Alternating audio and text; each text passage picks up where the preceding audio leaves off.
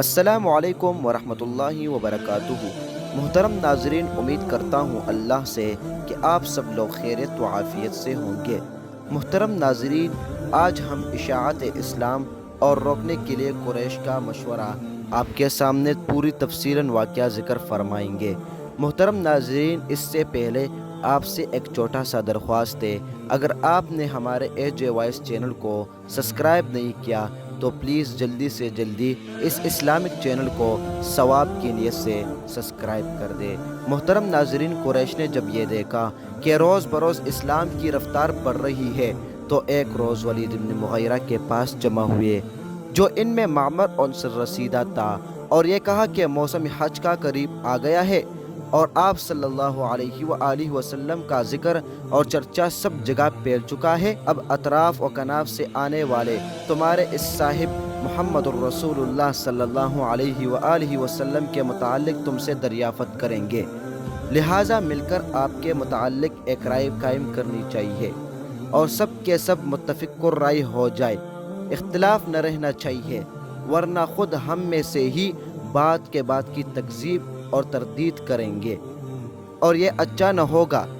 اے ابو عبد الشمس ولید کی کنیت، آپ ہمارے لیے کوئی رائے قائم کر دیجئے، ہم سب اس پر کاربند ہو جائیں گے۔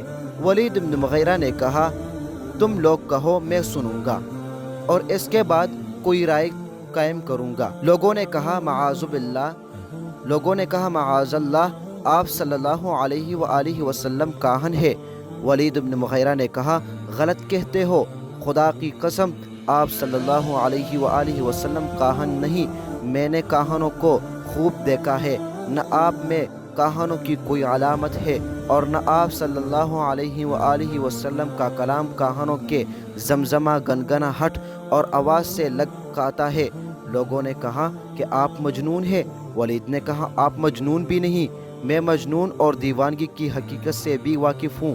آپ صلی اللہ علیہ وآلہ وسلم میں کوئی علامت مجنون کی نہیں پاتا۔ لوگوں نے کہا، آپ شاعر ہیں۔ ولید نے کہا، میں خود شاعر ہوں، شعر اور اس کے تمام انواع و اقسام، مثلا رجز اور حجز، مقبوض اور مبسوط وغیرہ سے بخوبی واقف ہوں۔ آپ صلی اللہ علیہ وآلہ وسلم کے کلام کو شعر سے کوئی نسبت نہیں۔ لوگوں نے کہا، آپ ساحر جادوگر ہیں۔ ولید بن مغیرہ نے کہا، آپ ساحر بھی نہیں، نہ ساحروں کا سا پھونکنا اور دم کرنا ہے اور نہ ساحر جیسا گرہ لگانا ہے۔ لوگوں نے کہا، اے ابو عبد الشمس، آخر پھر کیا ہے؟ ولید نے کہا، واللہ محمد الرسول اللہ صلی اللہ علیہ وآلہ وسلم کے کلام میں ایک عجیب حلاوت اور شیرینی ہے اور اس پر عجیب قسم کی رونق ہے، اور اس قول کی جڑ نہایت تر و تازہ اور اس کی شاخیں ثمردار ہے، یعنی یہ اسلام بمنزلہ شجرہ طیبہ کے ہے کہ جڑیں اس کی محکم اور مضبوط ہے اور زمین راسخ ہے اور اس کی شاخیں آسمان تک پہنچتی ہے، فواکہ اور ثمرات سے لدا ہوا ہے۔ جو کچھ تم نے کہا ہے میں خوب جانتا ہوں کہ وہ سب باطل اور لغو ہے۔ میرے خیال میں سب سے زیادہ مناسب یہ ہے کہ یہ کہوں کہ یہ شخص ساحر اور اس کا کلام بھی سحر ہے، جو میاں بیوی اور باپ بیٹے بھائی اور قبیلہ اور کنبہ میں تفریق ڈالتا ہے، جو خاصہ سحر کا ہے۔ مجلس میں برخاستہ ہو گئی۔ جب حج کا موسم آیا اور باہر سے لوگ آنے شروع ہوئے تو قریش نے آدمی راستے اور گزرگاہ میں پر بٹھا لیے۔ جو شخص ادھر سے گزرتا اس سے محمد الرسول اللہ صلی اللہ علیہ وآلہ وسلم کی نسبت کہتے یہ ساحر ہے، اس سے بچتے رہنا۔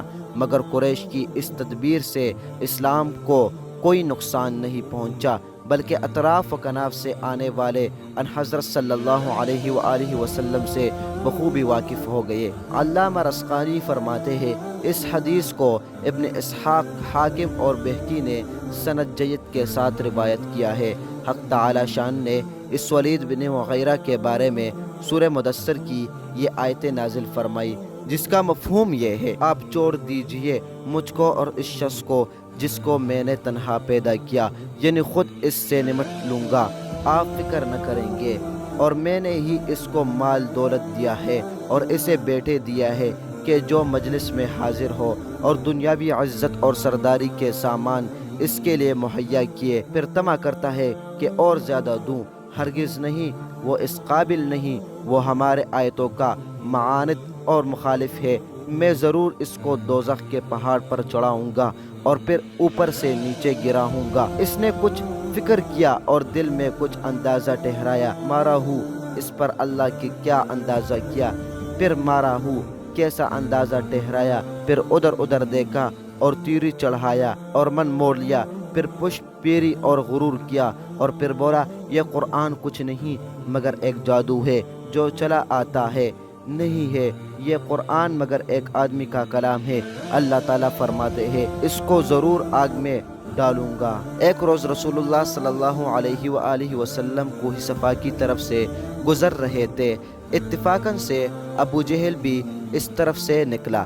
آپ کو دیکھ کر بہت کچھ سخت و سست کہا، مگر آپ صلی اللہ علیہ وآلہ وسلم نے ابو جہل کی ناشائستہ کلمات کا کوئی جواب نہیں دیا اور تشریف لے گئے۔ عبداللہ ابن جدعان کی باندی یہ تمام واقعات دیکھ رہی تھی۔ اتنے میں حضرت حمزہ رضی اللہ تعالیٰ عنہ شکار سے اپنا تیر کمان لیے ہوئے واپس آئے۔ عبداللہ ابن جدعان کی باندی نے حضرت حمزہ رضی اللہ تعالیٰ عنہ کو دیکھ کر کہا، اے ابو عمار، کاش تم اس وقت موجود ہوتے جب ابو جہل تمہارے بھتیجے کو نہایت سخت و سست اور نازیبا کلمات کہہ رہا تھا۔ سنتے ہی حضرت حمزہ رضی اللہ تعالیٰ عنہ کی حمیت اور غیرت جوش میں آ گئی۔ ابو جہل کی تلاش میں روانہ ہوئے۔ حضرت حمزہ رضی اللہ تعالیٰ عنہ کا یہ معمول تھا کہ جب شکار سے واپس آتے تو سب سے پہلے حرم میں حاضر ہوئے۔ اسی معمول کے مطابق حرم میں پہنچے، دیکھا کہ کیا ہے کہ ابو جہل قریش کی ایک جماعت میں بیٹھا ہوا ہے۔ پہنچتے ہی اس کے سر پر اس زور سے کمان ماری کہ سر زخمی ہو گیا اور کہا، تو محمد صلی اللہ علیہ وآلہ وسلم کو گالیاں دیتا ہے، میں خود ان کے دین پر ہوں۔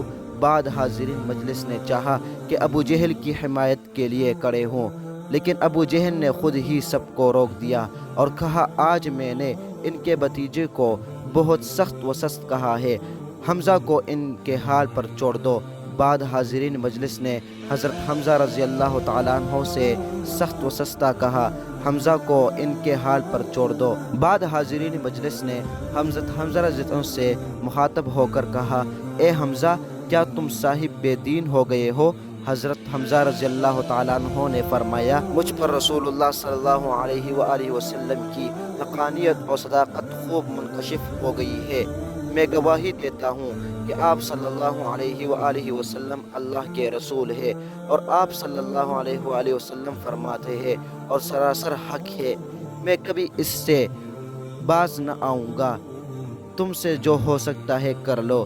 حضرت حمزہ رضی اللہ یہ کہہ کر گھر واپس آئے۔ شیطان نے وسوسہ ڈالا کہ اے حمزہ، تم قریش کے سردار ہو، تم نے اس صحابی کے کیسے اتباع کیا اور اپنے آبا و اجداد کا دین کیوں چھوڑ دیا؟ اس سے مر جانا بہتر ہے۔ جس سے حضرت حمزہ رضی اللہ تعالیٰ عنہ کچھ تردد اور اشتباہ میں پڑ گئے۔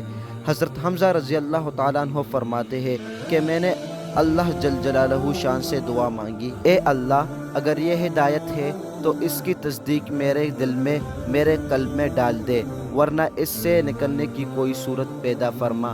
اور ایک روایت میں ہے کہ تمام شب اس بے چینی کے ایک لخطہ تمام خیالات باطلہ میرے قلب سے صاف ہو گئے اور دل اذعان اور یقین سے لبریز ہو گیا۔